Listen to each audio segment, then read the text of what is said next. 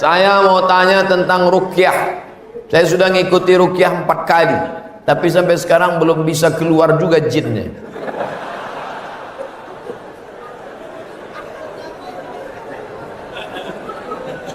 Nanti pergi ke Pekanbaru, mana tahu hari libur, di belakang Hotel Premier ada Masjid Al-Falah.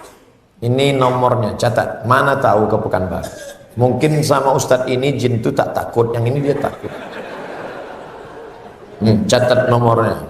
Ketua Asosiasi Ruqyah Indonesia Provinsi Riau Daratan. Namanya Ustadz Saifullah. 0812 768 9119. 0812 768 9119. Kalau emergensi 911. Kalau diganggu hantu 119. Datang ke sana. Jadi tak salah kita coba. Kalau siang namanya Ustadz Saifullah, kalau malam namanya Ustadz Zafrullah. Di masjid yang sama. Mana tahu kebetulan ke Pekanbaru malam. Datang ke masjid yang sama, namanya Ustadz Zafrullah. Ada orang 7 tahun nikah tak punya anak. Di ruqyah sama Ustadz Zafrullah punya anak. Pas ditanya kenapa? Rupanya ada jin yang menghalangi pertemuan antara sperma dengan sel telur. Dihalanginya, sehingga tak jumpa. Jangan. Dimacekkan usir. Kata Ustadz Saifullah, ada pula bencong LGBT di ruqyah sehat. Ternyata yang masuk tuh jin bencong. Jadi saya tanya, Ustadz, jadi ada jin tuh bencong? Ada, kata dia. Itulah yang dimasuk ke dalam. Nah, itu. Ustadz, udah di ruqyah 2-3 kali tetap juga sakit. Berarti tidak. Pemarah. Laki saya ini pemarah, Ustadz. Sudah di ruqyah 5 kali tak juga hilang marahnya. Berarti tak salah jin. Memang dia pengamuk. Makanya kadang kita kasihan juga sama jin nih. Sikit-sikit salah dia. Sikit-sikit salah dia. Aku tak selamanya salah, kata jin. Ustaz, ayat yang dibacanya kan ayat kursi. Coba saya dengar, yang dibacanya itu ayat kursi. Kenapa kita yang baca, kenapa jin itu tak keluar? Ini bukan masalah pistolnya, tapi man behind the gun. Orang yang punya pistol. Kita bacakan Allahu la ilaha illal qayyum la ta'khudhuhu sinatun wa la nawm lahu ma, tak mau dia keluar, malah ketawa jin tuh. Tanya, jin, kenapa kau tak mau keluar? Sesama hantu di dalam saling mengusir. Hantu ngusir hantu, mana mau? Yang membaca itu ulahnya 11-12 macam hantu. Apa hukum suami menyembunyikan uang gajinya? Kadang memberi istri sikit, padahal gajinya besar. Berapa tadi hak ibu? Ingat, berapa hak ibu tadi? Makan, pakai, tempat tinggal, pendidikan, perhatian. Kalau kurang, maka laki-laki ini dituntut di hadapan Allah Subhanahu wa taala. Hai laki-laki yang gajinya banyak tapi mengasihi bini sikit, maka ingat 5 ini mesti kau tunaikan. Alhamdulillah Ustaz Somad, dulu selama ini abang tu cuma 100.000 lah dikasihnya. Setelah mendengar ceramah Ustaz tadi malam, bertambah berapa? 110. Tambahlah. Nabi sedang duduk. Nabi duduk-duduk di bukit Sofa. Datang seorang perempuan namanya Hindun. Apa kata dia? Ya Rasulullah, inna Aba Sufyan rajulun sahih. Suamiku itu orangnya pelit. Boleh tak aku ambil duitnya untuk makan anak-anakku? Kata Nabi, ambillah. Itu dalil boleh mengambil duit laki yang pelit.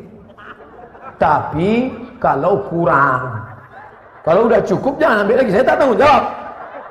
Nanti dia ambilnya semua. Pas ditanya, kenapa kau ambil? Kata Ustaz Somad tadi malam. Misalnya standar di sini sebulan 3 juta. Laki cuman mengasih 1 juta. Maka ibu boleh ambil 2 lagi. Kenapa? Karena itu keperluan. Begitu dalam riwayat tentang Hindun mengadu Abu Sufyan rajulun syahid, pelit. Saya ingin bertanya Ustadz, bagaimana Islam memandang seorang yang mengagumi, mencintai pasangan orang lain?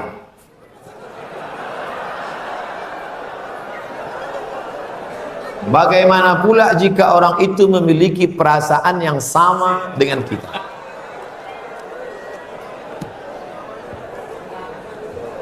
Hidup ini ada pilihan, ada keterpaksaan. Hidup ini ada pilihan, ada keterpaksaan. Saya mau ceramah antara duduk dan berdiri. Pilihan atau keterpaksaan? Pilihan. Ustadz mau duduk atau berdiri? Saya pilih berdiri. Kenapa Ustadz pilih berdiri? Menunjukkan bahwa saya masih muda, masih sehat. Antara minum atau tidak minum. Pilihan atau keterpaksaan? Pilihan. Minum atau tidak, terserah saya. Mau saya minum, mau tidak. Itu pilihan saya. Nah, masalah cinta. Cinta itu pilihan atau keterpaksaan? Cinta tidak pilihan. Cinta adalah keterpaksaan. Oleh sebab itu maka kadang kita tengok orang ganteng bininya buruk. Kenapa? Terpaksa. Cinta tak bisa memilih. Ketika dia rasional, dia tidak cinta. Maka ketika kita senang dengan orang, kadang kita pun tak tahu alasannya. Kenapa kita tiba-tiba senang dengan orang? Nah, cinta tidak bisa memilih. Ketika kita suka dengan orang, apakah kita berdosa? Tidak. Karena rasa itu ada tumbuh di dalam. Suka tidak berdosa. Ketika dia berubah menjadi action, baru berdosa. Suka kita dengan orang, tak dosa. Tapi ketika kita dekati, minta nomor HP-nya, baru dosa. Lalu cinta itu apa? Cinta kepada anak gadis orang belum menikah, kita bisa nikahi dia. Yang jadi masalah bagaimana kalau cinta sama bini orang? Oleh sebab itu maka rasa itu mesti dibuang, karena dia adalah bagian dari ujian. Ujian. Jangan dipeturutkan. Dipeturutkan, didekati, apalagi sekantor, witing trisno jalaran suko kulino. Kita tumbuh hanya sering kena. Berawal dari 6. Pertama, nazratun, pandangan. Setelah lama memandang, fabtisamun, senyum. Setelah senyum, fasalamun, selamat pagi, good morning. Setelah salam, fakalamun, kerja di mana? Di BP, sekantor ya. Setelah fakalamun, famau'idun, janjian. Bisa ketemu kita nanti siang? Oke. Sukanya makan apa? Ayam panggang. Sana kalau gitu, iya. Faliqaun, pertemuan. Setelah pertemuan, bekerjalah setan, lalu kemudian makan bersama, makan siang. Apa kata orang Inggris? No free lunch. Tak ada makan siang yang gratis. Akhirnya terjadilah apa yang terjadi. Maka kalau ada bibit-bibit itu terasa di dalam, tekanlah dia, jangan lagi pandang, jangan diperturutkan. Itulah nilai jihad. Bukan jihad berdarah-darah melawan Belanda, tapi jihad hawa nafsu yang justru jauh lebih besar. Melawan meriam Belanda banyak orang tahan, meriam Belina apa ya? Bagaimana hukum kita sholat berjamaah di suatu lapangan, terus sopnya putus-putus? Mohon penjelasannya Pak Ustaz. Sawu sufuf, luruskan sop. Fa inna taswiyatas sufu min tamamis sholah. Lurusnya sop bagian dari kesempurnaan. Sholatnya sah, tapi kurang sempurna. Sholat tadi berjamaah di sini sah, tapi kalau putus-putus kurang sempurna. Imam, luruskan dulu, tengok. Saya sholat di Masjid Istiqomah di Bengkalis. Apa kata imam? Luruskan sholat, matikan HP.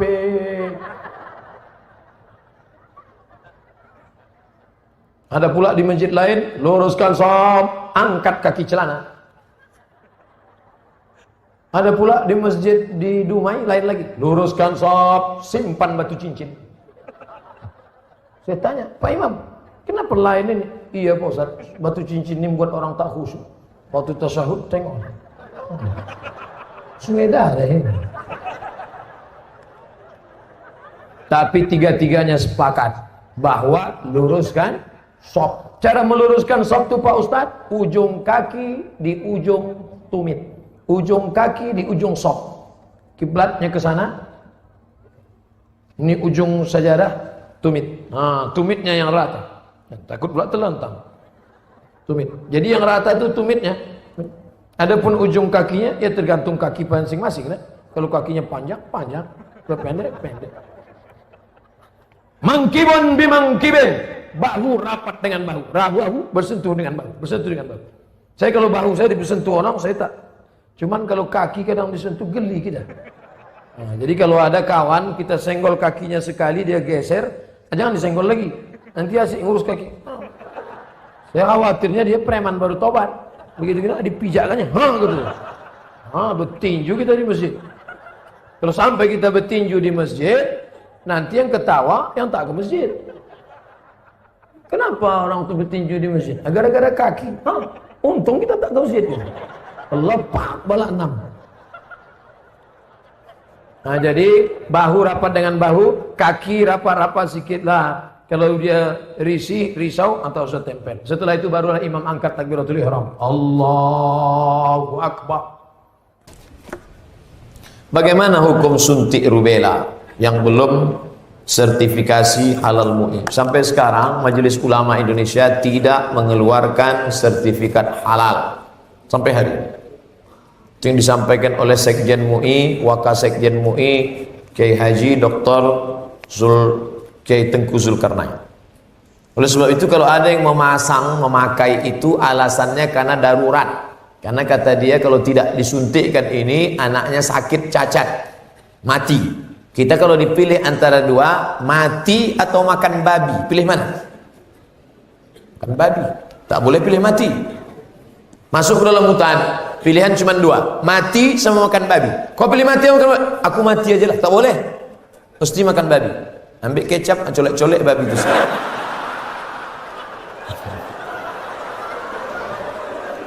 Tak boleh pilih mati. Nah, jadi kalau bapak ibu takut anak itu cacat, sakit, dipakainya hukum darurat itu. Ustadz Somad, saya tanya emak saya ini orang kampung. Mak, aku dulu waktu kecil ada disuntik cacar, suntik ini. Enggak, kau dari kecil tak pernah disuntik. Asal datang dokter puskesmas, kularikan kau ke hutan. Sampai sekarang saya hidup, tak ada sakit. Pernah ada trapel ngajak saya umroh. Ustadz, kapan Ustadz ada kosong mau suntik? Kalau kalian mau berangkat, berangkat. Tapi aku terus terang tak bisa suntik. Kalau tak dapat visa Pak Ustadz, saya tak berangkat. Sampai hari H saya tak suntik. Tak bagaimana ceritanya mereka dapat visa, berangkat. Katanya kalau tak suntik, sakit, mati. Tak mati.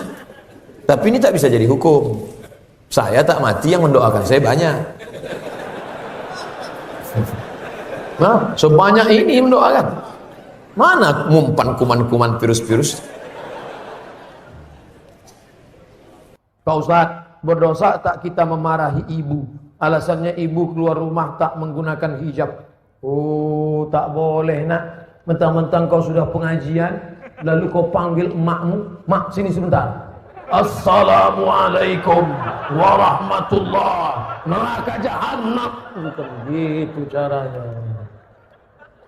Wa in jahadaka ala an tusyrika bima laysa laka bihi ilmun. Kalau emak bapakmu memaksamu untuk mempersekutukan aku, fala tuti'huma, jangan kau patuhi dia. Tapi untuk melawan tetap tak boleh. Wa sahibhuma fid dunya ma'rufa, tetaplah bergaul dengan jangan kalian yang menasihati dia. Datangi Pak Wan, datangi Pak Bupati, datangi Pak Wabub. Pak, bisa tak Bapak nasihati mak saya? Mak saya ini takut sama Bapak. Nah, panggil Pak Bupati, Bu, sini. Ibu, kenapa tak juga begitu? Iya Pak, insya Allah saya begitu. Gitu. Jadi mulutnya mulut mereka, pesannya dari kita. Jangan kita ngomong. Kita sebagai anak tidak pernah bersar di hadapan orang tua kita. Saya, Abdul Somad LCMA, penceramah, tapi di depan mak saya, alah kau udah kecil.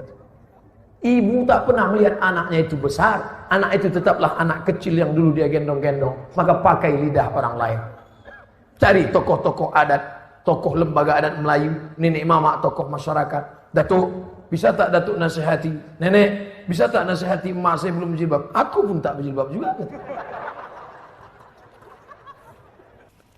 Apa hukum orang yang mampu beli mobil tapi minyaknya pakai subsidi premium? Ini nyindir saya nampaknya. Janganlah main sindir-sindir. Kalau mau turun saya baru tanya langsung. Berat menjawabnya ini. Kita bandingkan dengan negara lain, bagaimana harga minyak, bagaimana hebatnya negeri kita, gemah ripah, loh jenawi, tongkat dan batu jadi tanaman, untayan zamrud, katulistiwa di bawah minyak, di atas minyak. Bagaimana nasib saudara kita di Anambas yang begitu kaya dan hebat, tapi 24 jam saya di sana, HP saya tak berbunyi sama sekali. Ini kan luar biasa. Oleh sebab itu pengaturan minyak, subsidi segala macam, mudah-mudahan ke depan pemerintah lebih baik insyaallah. Ini hak kita sebagai warga negara. Mestinya kita ini, kalau dilihatlah minyak kita dengan gas kita, dengan batu bara kita, dengan negeri terkaya di dunia, tak ada apa-apanya Brunei Darussalam. Ustaz, apa hukumnya membawa HP ke toilet? Misalnya main game.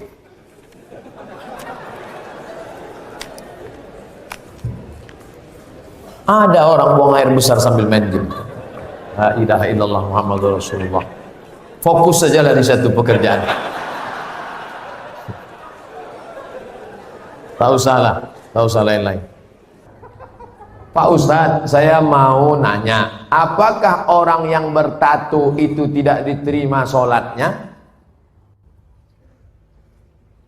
Ada orang pakai tato. Apa tulisan tatonya? Orang yang bertato tidak diterima sholatnya.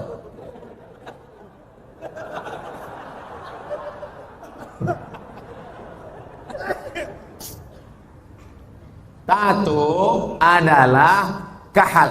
Kahal adalah celah yang dimasukkan ke dalam kulit dengan cara dilobangi, dimasukkan kahal. Itu tato zaman jadul. Tato zaman sekarang, tato listrik, tato macam-macam jadi bang. Mantap, waktu masih muda tegak, gambar tatonya ular kobra. Setelah tua kena diabetes. Nangkurut, cacing pita.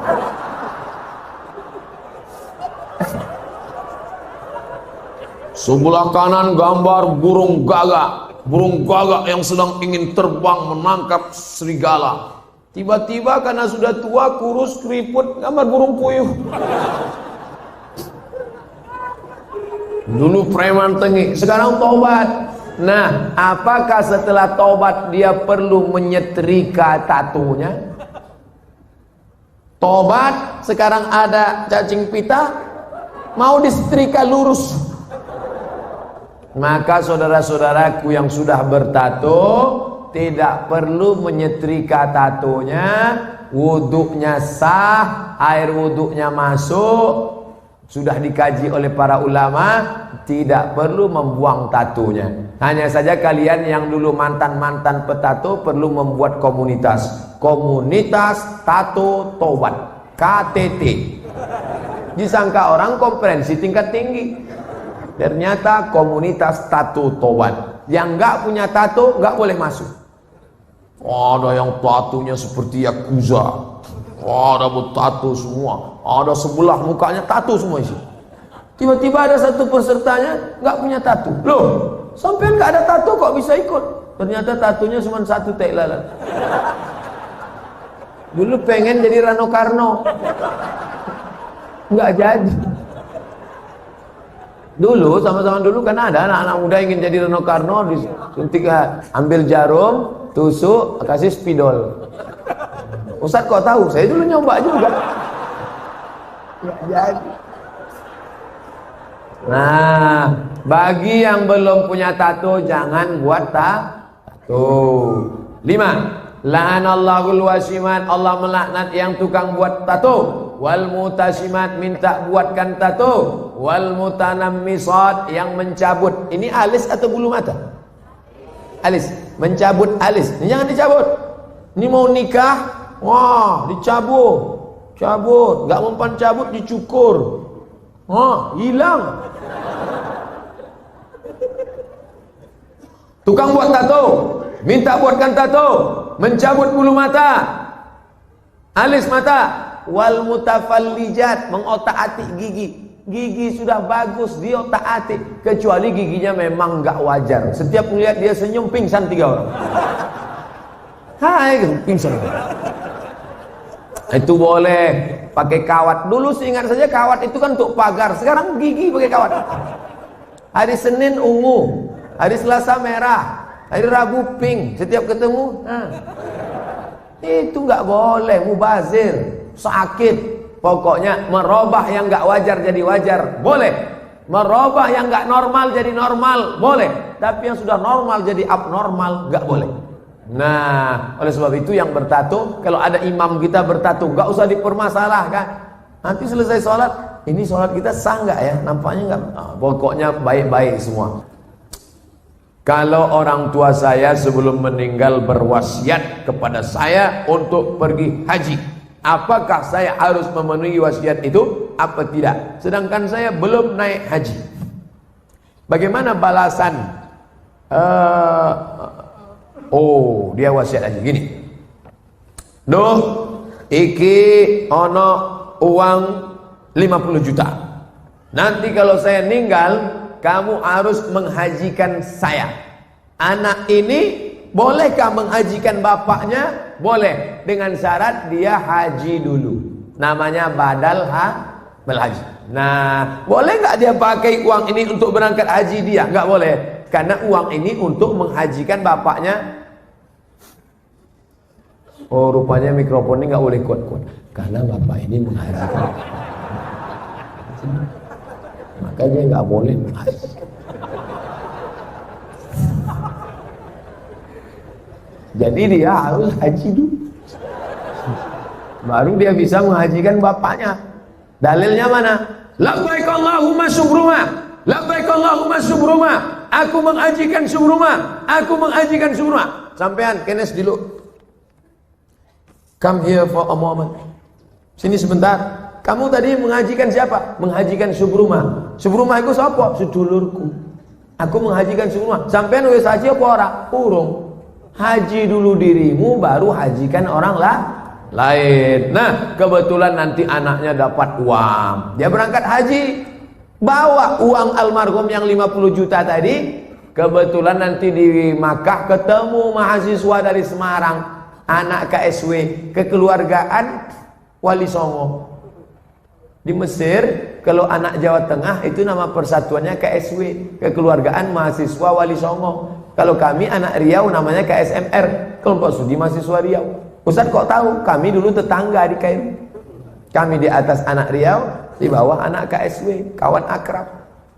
Nah, tanya dia, sampean dari mana? Dari Kairo, sedang haji ya? Iya, rumahnya di mana? Di Semarang. Oh, ketepatan, saya mau membadalkan haji bapak saya.